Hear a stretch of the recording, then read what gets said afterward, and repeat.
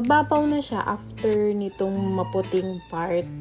Pero yung yung tapat ng kahoy na yun, malalim talaga.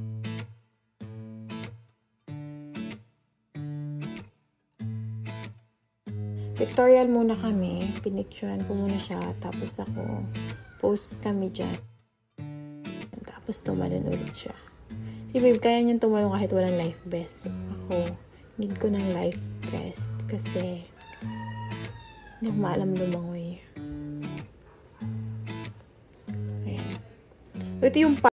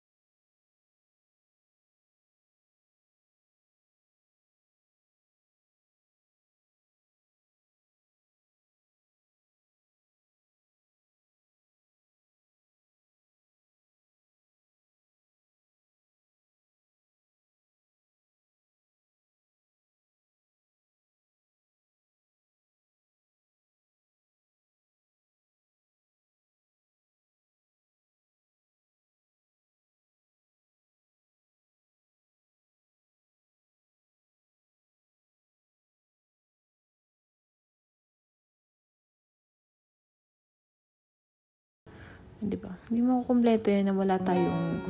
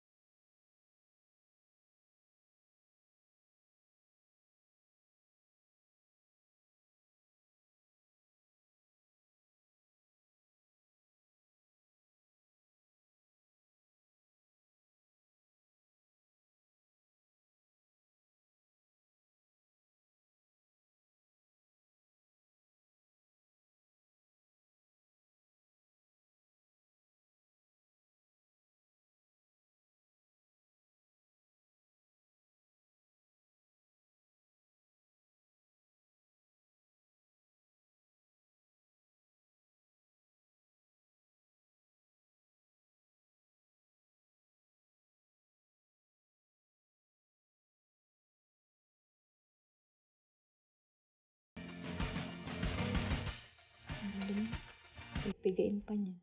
Nakakatawa kasi lumulubog pa siya habang naglalaba. Diba? Pipigay pa o piga. Tuyo ba? Susuot niya yan ng basa. Tapos niya, umuwi na din kami kasi yan 6 p.m. or 6:30, ganun banda. Sunset na. Sobrang ganda nung palayan nila. Tapos nag-grocery kami. After namin grocery, nakita namin potato fries. Yun lang guys. Thank you for watching. And please like and subscribe. Thank you. Bye!